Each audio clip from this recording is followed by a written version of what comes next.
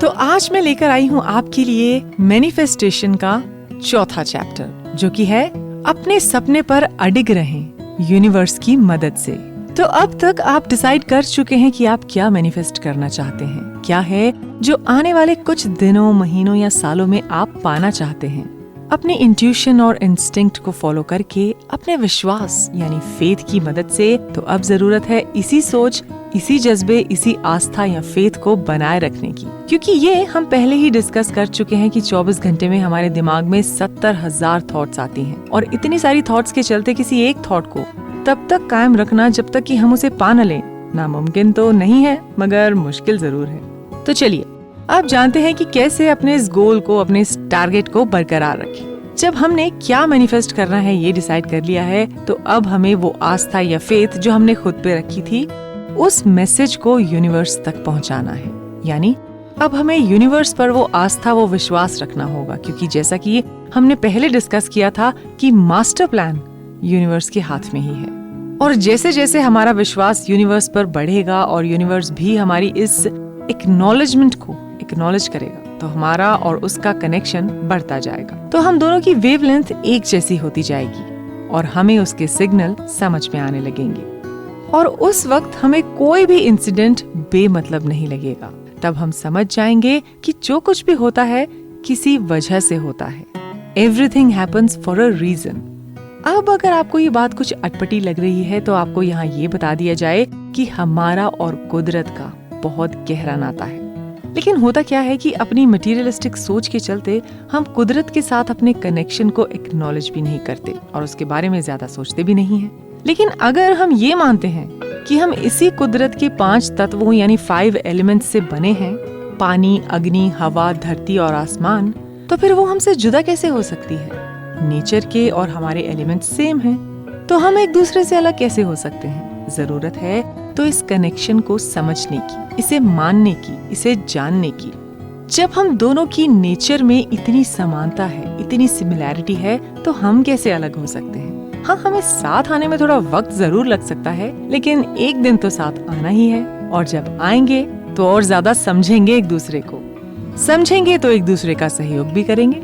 अच्छा, इसे हम एक एग्जाम्पल से समझते हैं। हम किसी से मिलते हैं, उनके बारे में जानते हैं, तो हमें पता चलता है कि हमारी आदतें और हमारे इंटरेस्ट काफी मिलते जुलते हैं, और तभी दोनों में दोस्ती हो जाती है। जब दोस्ती होती है तो अंडरस्टैंडिंग बढ़ती है, और जब अंडरस्टैंडिंग बढ़ती है तो हम एक दूसरे को सपोर्ट करने लगते हैं, कभी दोस्त के कहने पर और कभी बिना कहे भी। ऐसा आपके साथ भी तो हुआ होगा ना, जब बिना कहे आपके किसी फ्रेंड ने आपकी बात समझ ली होगी और आपको सपोर्ट किया होगा। तो वापस आते हैं यूनिवर्स के साथ हमारे कनेक्शन पर। अब जबकि धीरे धीरे हमारे यूनिवर्स के साथ ये कनेक्शन जो है वो बढ़ रहा है, तो हमें उसके सिग्नल समझ में आने लगते हैं। जी हाँ, जब तक हम अपने कनेक्शन को समझते नहीं हैं, तब तक हमें ये सिग्नल्स भी बेमतलब से लगते हैं, या हमें इनकी एग्जिस्टेंस का भी नहीं पता होता। हमारा दिमाग जो है ना, वो तो शक करता है, और आज के टाइम में डाउट करना, शक करना, ये तो एक आम सी बात हो गई है। इनफैक्ट एक ह्यूमन नेचर बन चुकी है। अगर कोई हमारे साथ कुछ अच्छा भी करता है तो हम सोचते हैं कि इसके पीछे जरूर कुछ वजह होगी, ये इंसान मेरी इतनी मदद क्यों कर रहा है? कहीं ये इस काम और मदद के बहाने में मुझे नुकसान तो नहीं पहुंचाने वाला? तो ऐसा तब भी होगा जब यूनिवर्स हमारे लिए कुछ करेगा, या वो हमें सिग्नल देगा। अब कुछ ऐसा सिग्नल हो जो हमें सही ना लगे, तो हम ये सोचने लगते हैं कि क्या ये सिग्नल सही है? क्या कुदरत हमें जो भी सिग्नल है उसके थ्रू कुछ कहना चाह रही है, या कहीं मैं गलत तो नहीं सोच रही? लेकिन अब जब हमने ये मान लिया है कि यूनिवर्स हमारे साथ है और हम इनफैक्ट एक ही हैं, तो ये विश्वास जारी रखना होगा, और ये ऑटोमेटिकली बनेगा। एक बार जब हमने ये एक्नॉलेजमेंट कर ली है कि हाँ, यूनिवर्स और हमारा कनेक्शन है, हम एक ही जैसे एलिमेंट से बने हैं, तो हमें हर एक छोटे बड़े सिग्नल को समझने में ज्यादा कोशिश नहीं करनी पड़ेगी, क्योंकि जो भी हो रहा है, अच्छा या बुरा, उसे यूनिवर्स के मास्टर प्लान का हिस्सा समझकर हम एक्सेप्ट करेंगे। क्योंकि अगर हम ये विश्वास नहीं रखेंगे तो हमारी और यूनिवर्स की वेवलेंथ कैसे सेम रहेगी? खैर, जब आप ये एक्सपीरियंस करेंगे तभी आपको ये पता चलेगा कि इसके लिए आपको कोई एक्स्ट्रा एफर्ट्स नहीं करने पड़ेंगे। ये जो कनेक्शन है ऑटोमेटिकली बनेगा जब आप इसको एक्नॉलेज करेंगे। जैसे अगर हम अपने दोस्त पर विश्वास नहीं रखेंगे, उसकी बातों पर यकीन करने की बजाय शक करेंगे, तो वो दोस्ती मजबूत कैसे रहेगी? मैनिफेस्टेशन के इस प्रोसेस का हिस्सा है अब हर वो छोटा बड़ा पल, छोटा बड़ा इंसिडेंट जो हमारी लाइफ में हो रहा है, बिल्कुल वैसा जैसा हमने पिछले एपिसोड में बात की थी, हिल स्टेशन वाली। सफर जब शुरू हो गया तो उबड़ खाबड़ रास्ते तो आएंगे ही, और वो हमें हमारी मंजिल के करीब ले जाने के लिए ही आएंगे। फेथ में वो ताकत है जो हर नामुमकिन काम को भी मुमकिन कर सकती है। जैसे एक और एग्जाम्पल लेते हैं, भगवान बुद्ध भारत में रहे और भारत से बाहर कभी नहीं गए, और जितना हमने पढ़ा सुना है उन्हें इंडियन लैंग्वेजेस ही आती थी, और उस वक्त में संस्कृत, पाली और मगधी भाषाएं ही ज्यादा बोली जाती थी वहाँ जहाँ महात्मा बुद्ध ने अपने प्रवचन दिए। लेकिन आज हम देखें तो महात्मा बुद्ध के अनुयायी यानी कि डिसाइपल्स पूरे विश्व में हैं और अपनी अपनी भाषाओं में मंत्र बोलते हैं, प्रार्थना करते हैं, जबकि भगवान बुद्ध उन भाषाओं का तो प्रयोग ही नहीं करते थे। तो यहाँ क्या काम कर रहा है?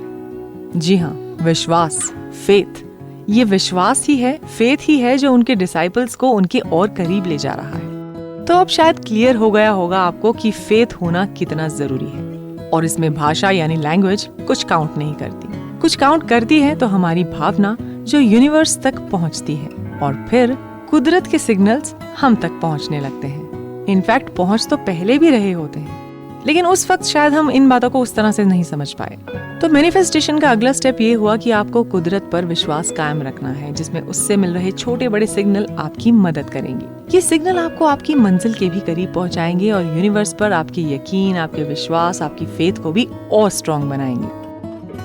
संकल्प शब्द आपने सुना होगा, जो अक्सर पूजा पाठ करते हुए लिया जाता है, और इसी संकल्प के सहारे ऋषियों मुनियों ने इतनी तपस्या की, सिद्धियां प्राप्त की, जो कि हमने पुराणों और शास्त्रों में पढ़ा है।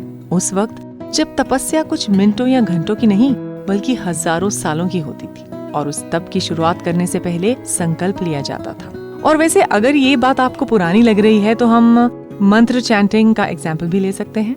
जब हम कोई संस्कृत मंत्र चैंट करते हैं तो उससे पहले भी एक छोटी सी हम प्रेयर करते हैं कि मैं ये मंत्र चैंट कर रही हूँ या कर रहा हूँ, ये सोचकर कि मुझे इससे ये फायदा मिलेगा। जैसे महामृत्युंजय मंत्र अच्छी हेल्थ के लिए किया जाता है, तो करने से पहले हम ये कहते हैं ना कि ये मंत्र मैं इतनी बार करूंगी या करूंगा, और इसके लिए कर रहा हूँ या उसके लिए कर रही हूँ, या अपने लिए।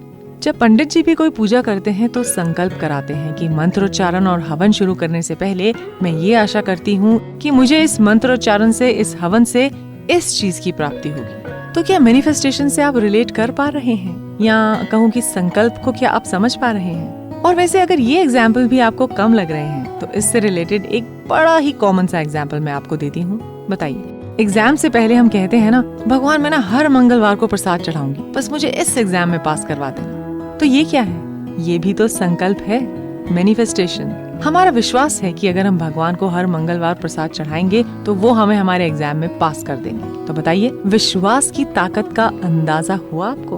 अब आपने इस सब में एक बात तो सोची होगी कि उस पर विश्वास करने के लिए, जिस पर कि हम अब तक नहीं करते थे, हमें खुद में कुछ परिवर्तन यानी चेंजेस लाने पड़ेंगे। इसका मतलब है कि मैनिफेस्टेशन में अगला स्टेप है खुद में सिचुएशन के हिसाब से बदलाव लाना, ताकि जो हमने सोचा है उसे हम पूरा कर सके।